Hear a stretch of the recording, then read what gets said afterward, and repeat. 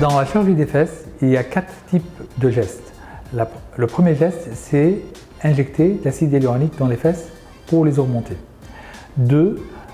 Utiliser la graisse de la patiente elle-même pour affiner une zone qui est à affiner, à sculpter, pour l'utiliser pour repulper les fesses ou les seins ou une autre zone. La troisième, c'est utiliser les implants. Comme pour les prothèses mammaires, on peut utiliser des implants pour les fesses en gel de silicone. Et le quatrième geste, c'est le lifting des fesses. En même temps, on peut utiliser la graisse de haut des fesses pour la mettre dedans et repulper les fesses en même temps que le lift. Les prothèses, c'est vrai que c'est la partie la plus noble de cette chirurgie parce que ça donne une augmentation désirée et plus le côté ferme de la fesse. La graisse, c'est très bien, mais ça donne des fesses graisseuses. Alors que l'implant, on a l'augmentation qu'on veut, qu'on peut programmer, plus le côté ferme de la fesse. Autant la chirurgie des seins s'adresse principalement aux femmes, ici cette chirurgie s'adresse aussi aux femmes, bien sûr, en majorité, mais il y a des hommes qui font appel à cette chirurgie. Les consultations avant l'intervention, généralement, elles sont au nombre de 2. La première consultation, c'est juste une prise de contact, on débrouille les grandes lignes, pourquoi la patiente vient pour cette chirurgie, quelle est sa motivation, est-ce que ce n'est pas un caprice, comment elle a fait son cheminement pour trouver le chirurgien. Et là, je lui explique les avantages, mais surtout les risques, les complications, qu'est-ce qu'elle doit s'attendre en termes de soins post-opératoires, etc.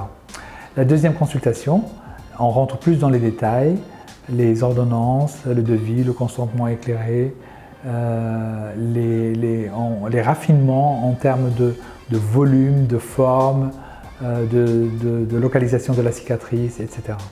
En post-opératoire, moi je demande toujours à la patiente de porter un panty et des bas de contention et je lui demande par précaution d'être debout, allongé sur le ventre pendant 2 semaines.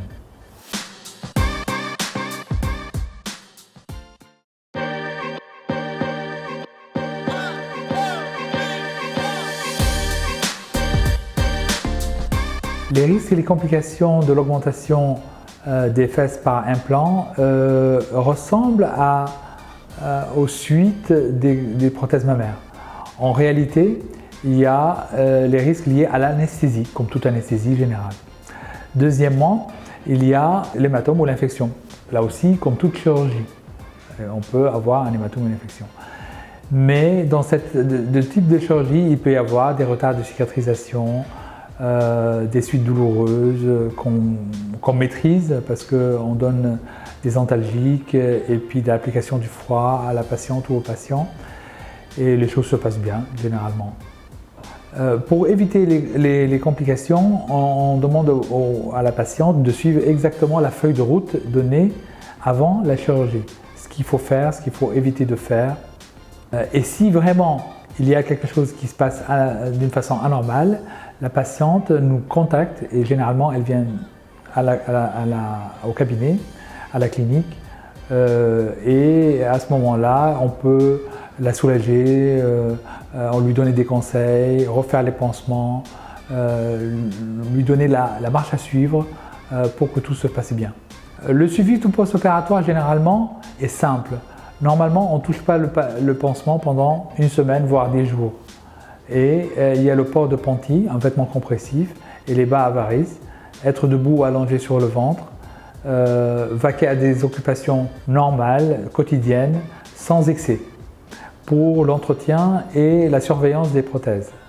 Les prothèses, quelles qu'elles soient mammaires ou fessières, je demande toujours à la patiente de faire ou de réaliser une échographie 1 fois tous les 2 ans ou 3 ans maximum.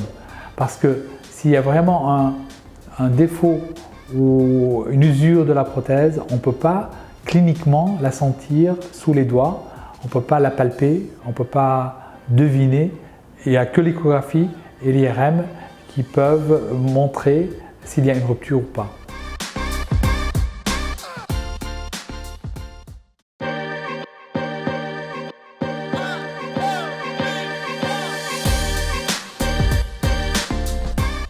Les patientes veulent une augmentation généralement de la projection des fesses, vue de profil, et d'avoir une chute des reins accentuée.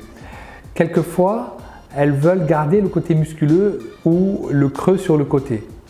Quelquefois, c'est le contraire. Elles veulent que ça soit aussi arrondi sur le côté, vue de face.